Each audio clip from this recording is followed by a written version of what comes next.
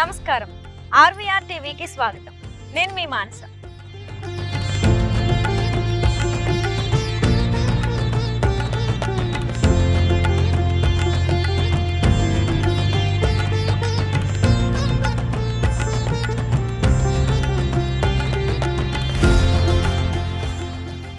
ఓం నమో వాసుదేవాయ, ఓం నమో నారాయణాయ, ఓం నమో వెంకటేశాయ. ఇలా ఎన్ని పేర్లతో పిలిచినా పలికే మన కలియుగ దైవం శ్రీ వెంకటేశ్వర స్వామి. ఈరోజు మనం తెలంగాణలోనే అత్యంత ప్రతిష్టాత్మకమైన స్వర్ణగిరి టెంపుల్కి వచ్చాం.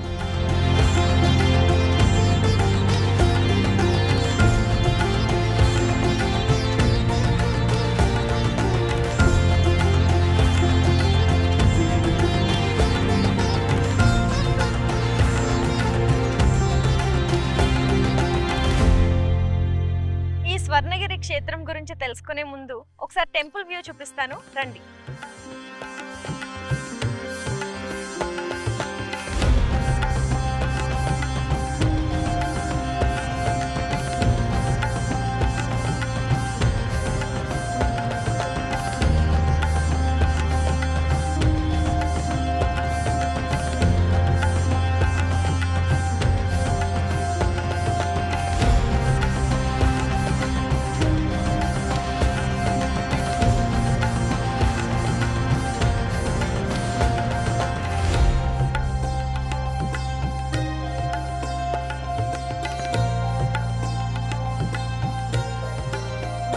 అసలు ఈ స్వర్ణగిరి టెంపుల్ కి ఎందుకింత విశేష ఆదరణ లభిస్తుందో, అసలు ఈ క్షేత్ర విశిష్టత ఏంటో ఈరోజు మనం తెలుసుకుందాం. పవిత్రానాయ సాధూనాం వినాశాయ చదుష్కృతాం ధర్మ సంస్థాపనార్థాయ సంభవామి యుగే యుగే.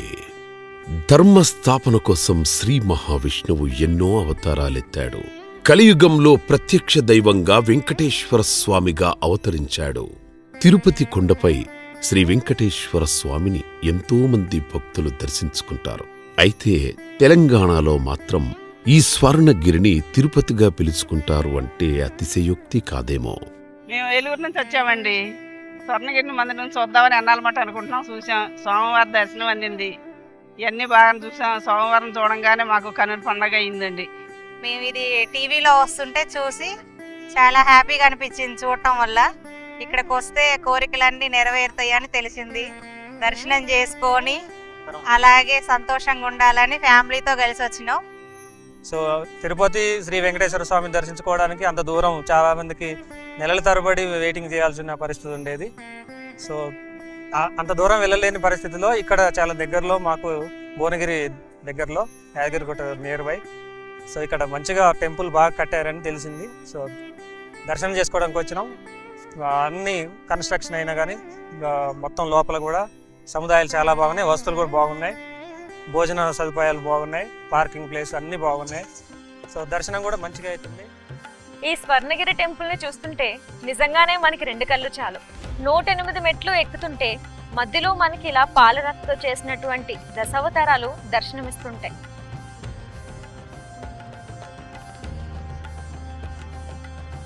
అటువైపు భువనగిరి కోట, ఇటువైపు యాదాద్రి లక్ష్మీ నరసింహస్వామి. చుట్టూ పచ్చని పైరులతో మధ్యలో ఉన్న అందమైన స్వర్ణగిరి ఇదే. స్వర్ణగిరి అంటే బంగారు కొండ అని అర్థం. ఈ స్వర్ణగిరి దేవాలయాన్ని నిర్మాణం చేసింది సుమారు 1 సంవత్సరంన్నర క్రితం ఇక్కడ సంప్రోక్షణం జరిగింది. ఈ దేవాలయ నిర్మాణ వ్యవస్థాపక ధర్మకర్త శ్రీమాన్ మానేపల్లి రామారావు గారు. వారు శ్రీ వెంకటేశ్వర స్వామి వారికి అతీతమైన భక్తి ప్రపత్తి కలిగినటువంటి వ్యక్తి. వారు తిరుమల వెంకటేశ్వర స్వామి వారు మా యజమాని మన ధర్మకర్త శ్రీమాన్ మానేపల్లి రామారావు గారి యొక్క స్వప్నంలో, అంటే స్వామివారి ప్రేరణ జరిగింది మా ధర్మకర్త వారికి. అప్పుడు స్వామివారే ఒక బంగారు కొండగా ఆయన భావించుకున్నారు. కాబట్టి అంటే మన పిల్లల్ని ఎలా అయితే చంటి బుజ్జి నా బంగారు కొండ అని అంటాం కదా, అలానే మా ధర్మకర్త వారి ఈ ఆలయంలో ఉండేటువంటి శ్రీ వెంకటేశ్వర స్వామి వారిని తన యొక్క పెద్ద కొడుకుగా భావించుకుంటారు. తన యొక్క పిల్లోడిగా భావించుకుంటే ఆ బంగారు కొండ అన్న అర్థం వచ్చేటట్టుగా స్వర్ణగిరి అన్న పేరును ఈ క్షేత్రానికి పెట్టడం జరిగింది. ఇక్కడ గోపురాలన్నీ హంపి శిల్పకళా నైపుణ్యాన్ని పోలి ఉంటాయి. బంగారు గరుడ విగ్రహం ఎత్తైన గోపురాలతో సుందరమైన ప్రదేశంలో కొలువై ఉన్నాడు శ్రీ వెంకటేశ్వర స్వామి.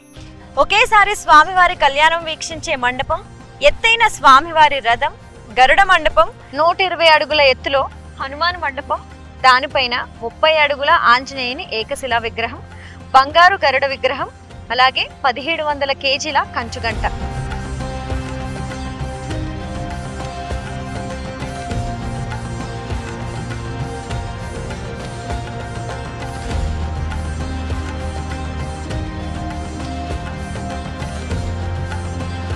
స్వామివారి యొక్క మూల విరాట్ మూర్తి 16 అడుగుల ఎత్తైనటువంటి గొప్ప మూర్తి. ఈ నిర్మాణం అంతా కూడా తిరుమల ఆలయ శైలిని పోలి ఉండడము, తిరుమల క్షేత్రంలో జరిగేటువంటి కైంకర్యాలన్నీ కూడా మన క్షేత్రంలో ఇక్కడ జరగడం, అక్కడ ఎలా జరుగుతుందో అదే పద్ధతిలోనే ఇక్కడ జరగడం. అయితే పాంచరాత్ర ఆగమ రీతిగా ఇక్కడ ఆరాధనా పద్ధతులు జరగడం అన్నది విశేషంగా చెప్పబడి ఉంది. కాబట్టి ఇది తెలంగాణ ప్రాంతంలో ఒక గొప్ప తిరుపతిగా భావింపబడుతూ ఉంది. భారతదేశంలో ఉన్న హంపి శిల్పకళా నేర్పు ఇక్కడ మనకు ప్రతి రాయిలో కనిపిస్తుంది. ఈ దేవాలయం హైదరాబాదుకు 50 కిలోమీటర్ల దూరంలో భువనగిరిలో ఉంది. హైదరాబాద్ ఉప్పల్ నుంచి ఇక్కడికి రోడ్డు మార్గం ఉంటుంది. అలాగే భువనగిరి రైల్వే స్టేషన్లో దిగినవారు ఇక్కడికి ఆటోరిక్షా, బస్ ద్వారా చేరుకోవచ్చు. యాదగిరిగుట్ట బస్సులు కూడా ఇక్కడ దగ్గరలో ఉన్న స్టాప్లో ఆగుతాయి. ఈ ఆలయం దాదాపు 500 కోట్ల బడ్జెట్తో 2024లో ప్రతిష్ఠించబడింది.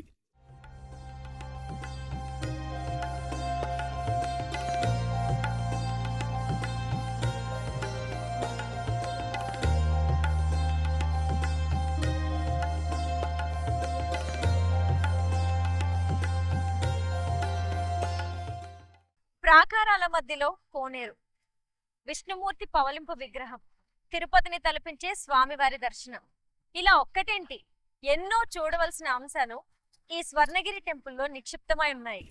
చుట్టూ ఉన్న ప్రాకారాలు, దానిపై ఉన్న ద్రావిడ నిర్మాణ శైలి వీక్షకులను కట్టిపారేస్తుంది. ఈ ఆలయంలో 4 వైపులా 4 రాజగోపురాలు అంటే గేట్వే టవర్సుంటాయి. స్వామివారి విగ్రహం దాదాపుగా 12 అడుగుల ఎత్తులో దర్శనమిస్తుంది. నల్ల గ్రానైట్తో రూపొందించబడిన మూల విరాట్ విగ్రహం బంగారం, వెండి ఆభరణాలతో అలంకరించబడి దైవత్వాన్ని నింపుతుంది. శ్రీదేవి భూదేవి సమేతుడైన వెంకటేశ్వర స్వామిని దర్శించేందుకు ప్రతిరోజూ భక్తులు పోటెత్తుతారు. పల్లవ, విజయనగర, చోళ, చాళుక్యుల శిల్పకళా నైపుణ్యం ఇక్కడ మనకి కనిపిస్తుంది. ఇదిగో ఇక్కడ చూడండి, ఈ శిల్పాలలో మేటి శిల్పులు చెక్కిన సౌందర్యం తొణికిసలాడుతుంది. విశ్వవ్యాప్తి అయిన పరమాత్మ భక్తకోటిని అనుగ్రహించడానికి సగుణ సాకార రూపంలో లోకానికి దిగిరావడాన్నే అవతారమని అంటారు.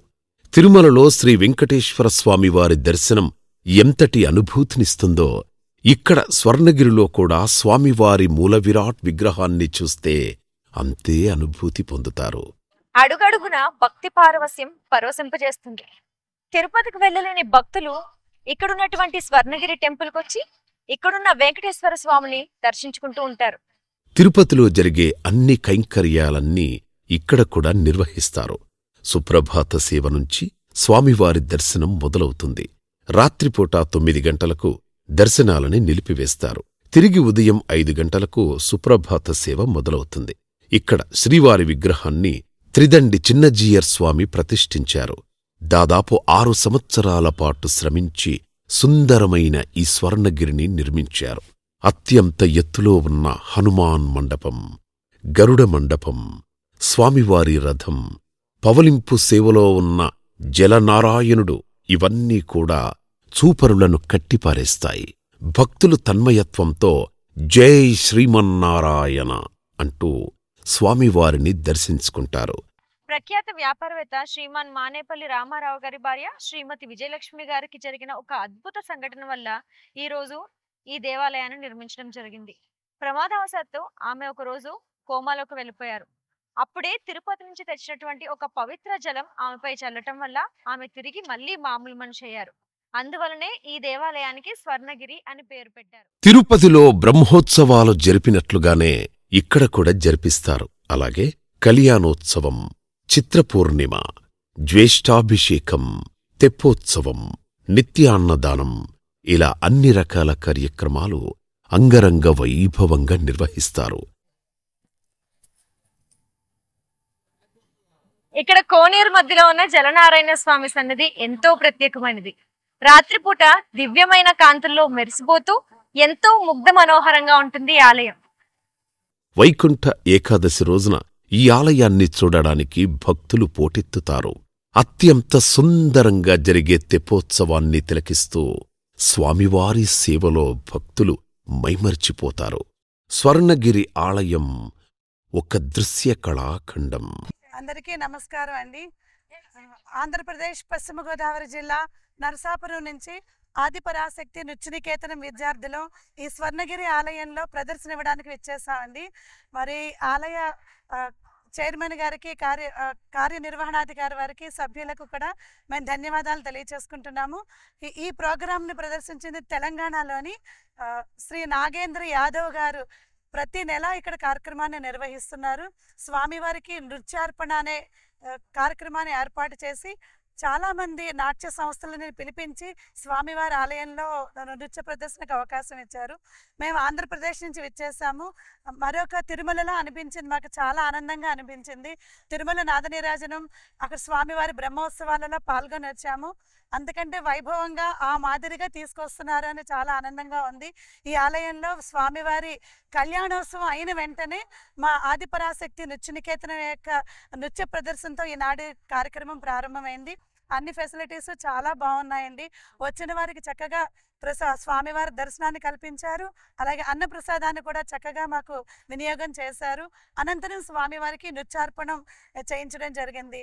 మాకు చాలా ఆనందంగా ఉంది. మేము కూడా మా ఆంధ్రప్రదేశ్ నరసాపురానికి వెళ్ళి అందరికీ స్వర్ణగిరి యొక్క వైభవాన్ని, స్వామివారి యొక్క వైభవాన్ని, ఈ ఆలయంలో ఇంత విశిష్టంగా ఉందని తెలియజెప్తూ అందరూ కూడా ఇక్కడ దర్శించాలని, మరొక తిరుమలలా ఇక్కడ చేస్తున్నారని మా ఊరు వెళ్ళి మేము చెప్పడం జరుగుతుంది.